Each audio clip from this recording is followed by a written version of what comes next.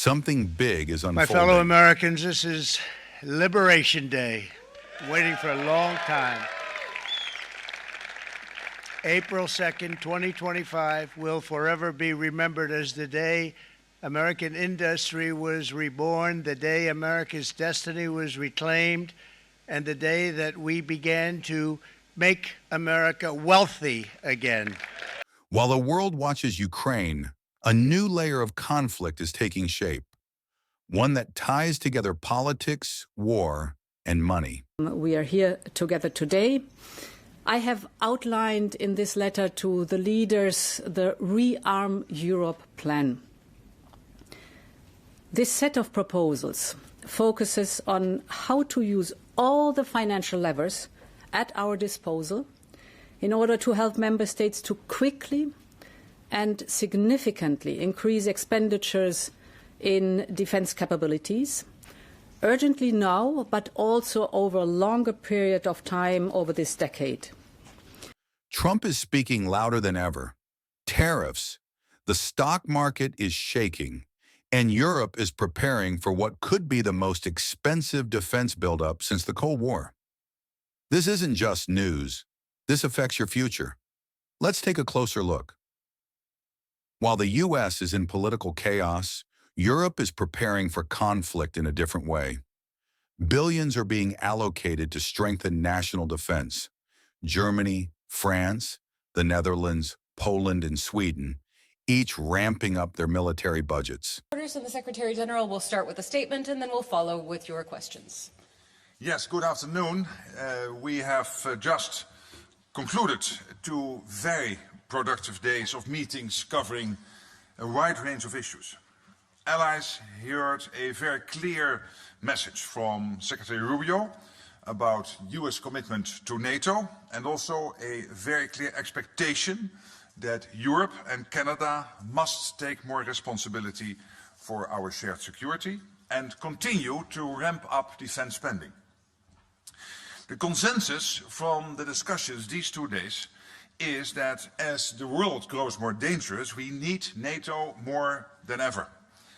And we are united in our commitment to each other in this alliance. That commitment is not only principled, based on common values and shared history. It is deeply practical.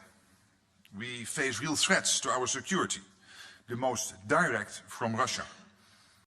Europe is no longer watching. It's getting ready. NATO has pledged billions, not just in weapons, but in long-term strategic defense upgrades. It's a signal to allies and adversaries. The message is clear. Europe is done waiting for America.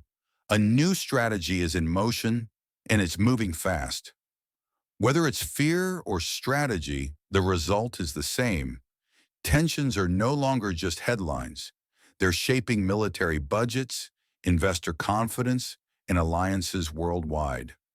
Markets across the globe are reacting. In Asia, stock indices like the Nikkei and Hang Seng have taken sharp hits, reacting to rising tariffs and growing political instability.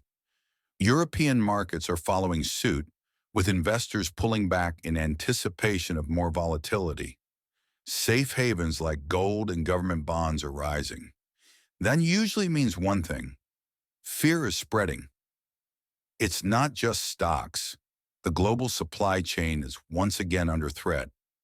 The energy markets are tightening, oil prices are up, food exports from Ukraine have dropped sharply, and disruptions in fertilizer and grain are hitting Africa and the Middle East hardest. The trade war is no longer just between China and the United States. Following Trump's reintroduction of tariffs, multiple countries, including India, Japan, and South Korea, have hinted at retaliatory measures. The global economy is entering a new phase. Less cooperation, more protectionism. Economic experts are warning that the combined impact of war, political polarization, and fractured trade could lead to a global slowdown. Some even compare it to the early stages of the 2008 financial crisis, but with military buildup added into the mix. While the average citizen feels the cost at the pump and in the supermarket, one sector is thriving: defense. Stocks of military contractors have surged. Governments are placing record-breaking orders for tanks, drones, and air defense systems. But the people, they're exhausted. Many Americans are tired of endless spending abroad while inflation at home remains high. This frustration is fueling Trump's momentum. His base believes only he can reset the system. The ripple effects are being felt everywhere. Alliances are shifting, budgets are ballooning, and trust between nations is eroding. We're no longer just reacting to crises, we're preparing for the next one. We're at a tipping point. What started as a regional war has evolved into a global shift, and what happens next, politically and economically, will define the next decade. But the real question is, where is all of this heading? Global trade routes are shifting. Alliances that were stable for decades are now uncertain. And while public attention is focused on the next election cycle, major economic policies are being rewritten behind closed doors. China, for example, is strengthening ties with Russia, building trade networks that bypass Western systems entirely. India is playing both sides, buying oil from Russia, but maintaining key tech partnerships with the U.S. And in the background, developing nations are forming new trade coalitions, demanding a bigger seat at the table. These aren't just words. New tariffs are being discussed in Brussels and Washington and Tokyo. This time it's not just about goods. It's about influence. It's about who controls the flow of technology, energy, and capital in the next decade. Defense budgets are increasing, yes, but social programs, they're being cut. Inflation may be slowing, but prices haven't returned to normal. The average family feels the pressure, even if the headlines say recovery. What does this mean for the average European? More taxes might be allocated to defense. European factories are shifting too. Volkswagen is not just producing cars, but parts for military vehicles. Dutch shipyards are building stealth frigates. Polish assembly lines are running day and night, producing weapons not only for themselves, but also for Ukraine and other allies. This military buildup also brings jobs, innovation, and a new tech race. Artificial intelligence-assisted defense systems, space-based surveillance, quantum communication between military units. These aren't sci-fi concepts anymore. They're in development now, and Europe wants to lead. In Berlin, the tone has changed completely since the war in Ukraine began.